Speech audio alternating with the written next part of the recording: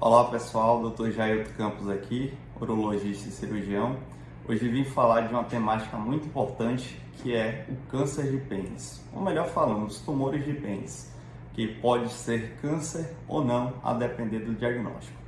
Então a gente sabe que os tumores de pênis, eles são uma doença que tem uma incidência altíssima nos países em desenvolvimento, a exemplo do Brasil. Isso está associado basicamente aí a dois grandes fatores. Primeiro, a falta de acesso ao sistema de saúde e segundo, a falta de orientação e de cuidados com a higiene. A gente percebe isso aí no dia a dia do nosso consultório, que muitas vezes o paciente não sabe como realizar uma higienização adequada do órgão sexual, principalmente aquele paciente masculino. Esse paciente muitas vezes não sabe, por exemplo, que ele precisa aí estar expondo a glande e retraindo o prepúcio durante o banho, de preferência com água corrente e sabão, para fazer uma higiene adequada e retirar todo aquele sebo que fica locado entre a glande e o prepúcio, que é uma coisa fisiológica, mas que muitas vezes pode se acumular e com esse acúmulo pode acontecer uma infecção e com essa infecção crônica levar, em alguns casos, ao câncer. Então, com o simples fato de água e sabão, essas simples medidas aí, a gente consegue diminuir bastante a incidência desse tipo de câncer. Então, outro fator de risco muito importante é a infecção pelo HPV. Então, a gente faz uma propaganda muito grande, juntamente com o Sistema Público de Saúde, para que levem os adolescentes, ou melhor, os pré-adolescentes, para a vacinação do HPV, de preferência aí com a vacina quadrivalente, que vai prevenir nas mulheres o câncer de colo de útero e nos homens também vai ajudar a diminuir a incidência do câncer de pênis, certo? Então, como é que a gente faz o diagnóstico dessa doença? A gente, primeiramente, temos a história que o paciente vai trazer, depois o exame físico durante a consulta com o médico urologista, a gente vai identificar lesões que têm uma suspeição de ser um câncer. Quais são essas lesões? Principalmente aquelas lesões que são crônicas, que estão ali há mais de semanas, algumas vezes até mais de meses, paciente que eu já peguei com anos com lesão e sem melhora. E também aquelas lesões que já foram tratadas e que não houve nenhuma melhora, certo? Sempre que a gente pode, a gente vai fazer um tratamento que já vai ajudar no diagnóstico, que é a biópsia excisional.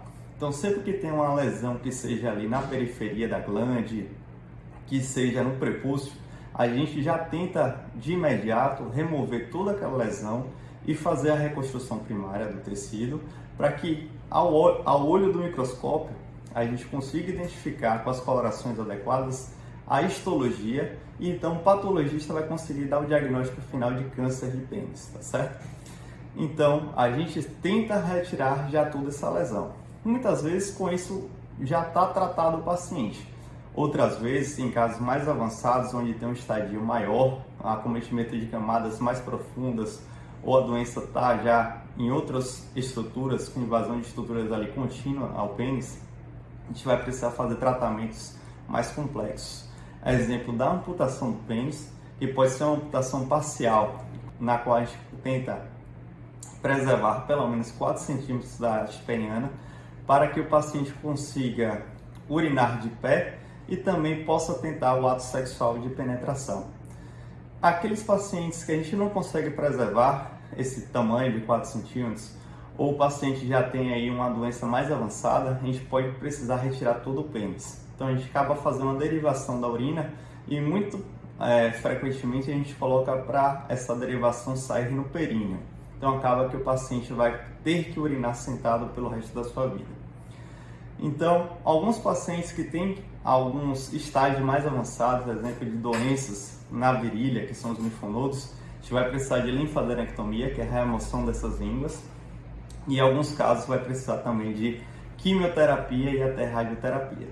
Então aí vale esse alerta para essa doença tão importante, tão prevalente, que a gente vê no nosso consultório todo dia, e que chegando mais essa informação aí de qualidade, a gente consiga evitar essa doença e consiga melhorar pelo menos o seu diagnóstico e o seu tratamento precoce, evitando aí as sequelas da doença, que muitas vezes é uma sequela mutiladora e que traz grande prejuízo de vida para a qualidade de vida do paciente e pode causar até a morte, certo?